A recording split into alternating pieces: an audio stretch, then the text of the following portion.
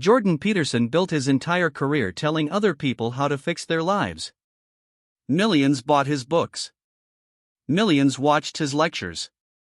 He became one of the most influential psychologists on the internet. But by 2022, something started changing. Twitter suspended him. YouTube demonetized videos. Cambridge rejected him. And then his own profession turned against him. The College of Psychologists of Ontario ordered him into mandatory social media coaching. Peterson fought back all the way to the Supreme Court of Canada. He lost. The man who spent years telling people to stand up straight was suddenly struggling to hold his own ground. Jordan Burnt Peterson was born on June 12, 1962, in Edmonton, Alberta, but his story truly began in Fairview, a quiet Canadian town where life was simple and predictable. His father Walter was a school teacher. His mother Beverly worked as a librarian. Their home was calm, disciplined, and lightly religious. But even as a child, Peterson felt restless. He wanted answers bigger than the world around him. At just 13 years old, he joined the New Democratic Party, drawn toward ideas of equality and social change. Most teenagers were focused on school and friends, but Peterson was already obsessed with politics, systems, and power. By 14, he was even running for leadership positions within the party, losing by only a handful of votes. At the same time, he was beginning to question religion.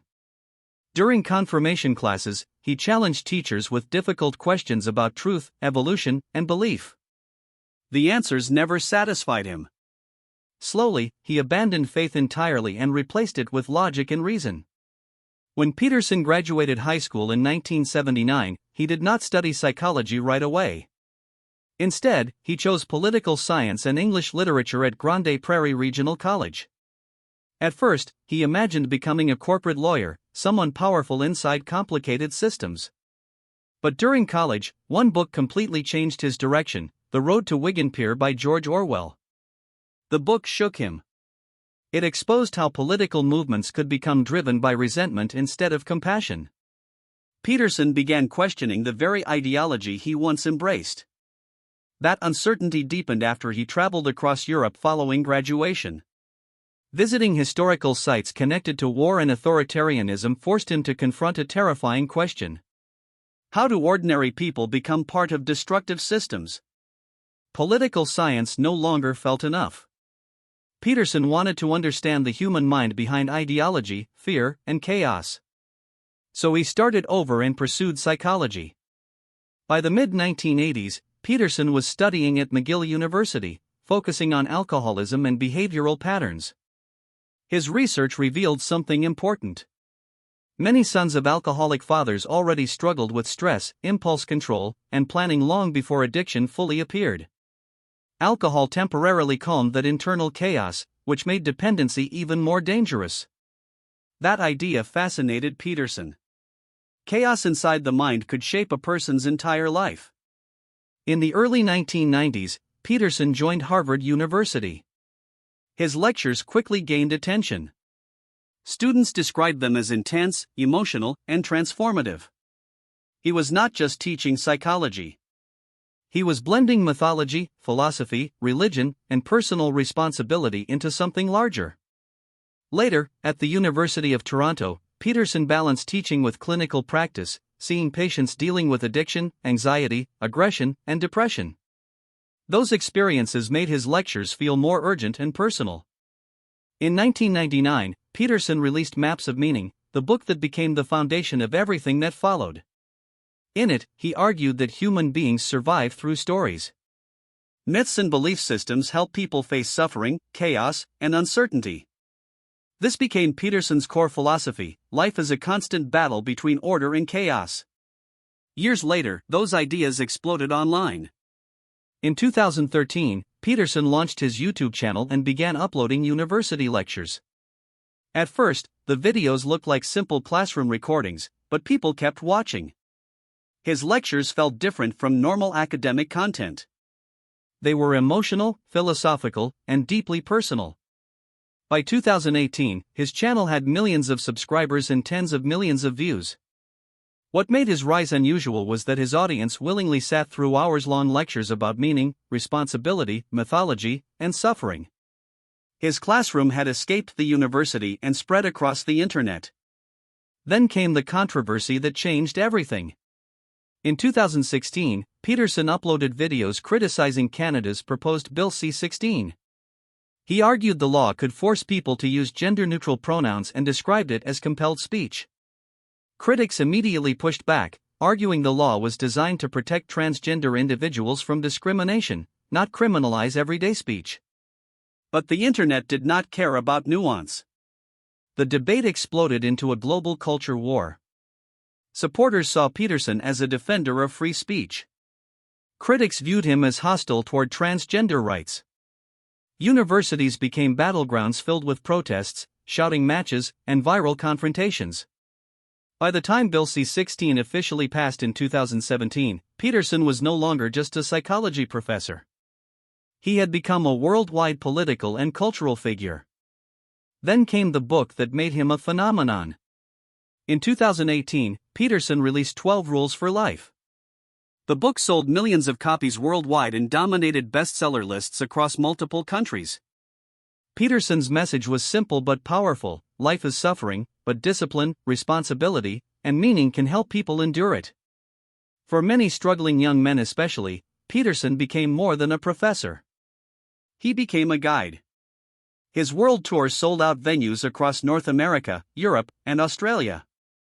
Thousands packed theaters to hear him speak about purpose, chaos, and self-improvement. His interview with Cathy Newman went massively viral, introducing millions more people to his combative debating style. Around the same time, the Jordan B. Peterson podcast became another massive success, generating hundreds of millions of downloads and views. But as Peterson's influence grew, so did the backlash. In 2019, University of Cambridge offered him a visiting fellowship. It looked like Peterson might still maintain ties to elite academic institutions. Then photos surfaced showing him beside a man wearing a shirt promoting hateful anti-Islamic slogans. Cambridge quickly rescinded the fellowship, saying the image conflicted with the university's values. It was a sign of things to come. In 2022, Twitter suspended Peterson after he posted comments about Elliot Page that violated the platform's hateful conduct policies. Peterson refused to delete the tweet, framing the situation as another battle over free speech. Soon after, YouTube demonetized multiple Peterson videos connected to the same controversy. The platform allowed the videos to remain online but blocked advertising revenue due to hateful content violations. That moment mattered.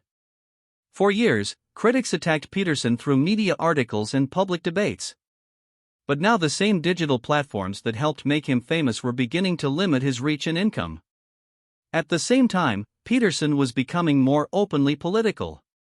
He criticized climate change activism, attacked modern universities, and described diversity programs as ideological corruption. Supporters praised him for challenging mainstream narratives. Critics argued he was speaking far outside his expertise. By then, Peterson was no longer acting like a traditional psychologist. He was building an alternative media empire. After leaving the University of Toronto, he joined projects like the Alliance for Responsible Citizenship and launched Peterson Academy alongside his daughter Michaela. The platform positioned itself as a cheaper alternative to traditional universities and quickly attracted tens of thousands of students. Peterson was no longer just criticizing institutions. He was trying to replace them. But the biggest battle came from inside his own profession. The College of Psychologists of Ontario reviewed several of Peterson's public comments and concluded they could undermine trust in the profession. The organization ordered him to complete mandatory coaching focused on professionalism and public communication. Peterson refused, quietly accepting the decision. Instead, he launched a major legal fight, arguing the ruling violated free speech protections. The case eventually reached Canada's highest courts. And Peterson lost. The courts ruled that professional regulators had the authority to discipline licensed psychologists for public conduct that could damage confidence in the profession. The decision framed the issue not as a free speech battle, but as a normal professional standards case. That distinction changed everything. To Peterson and his supporters, this looked like political punishment. To the legal system, it was simply professional accountability. And that is the strange contradiction at the center of Jordan Peterson's story. He built a global empire by challenging institutions, criticizing authority, and telling millions of people to think independently. But no matter how famous he became, he was still tied to professional rules, real licenses, and real consequences. The professor who once stood in front of classrooms explaining chaos and order eventually found himself trapped between the two. If you enjoyed this video, make sure to like this video, subscribe to Prestige Buzz, and turn on the bell notification so you never miss our next deep dive into the lives of the world's most controversial public figures.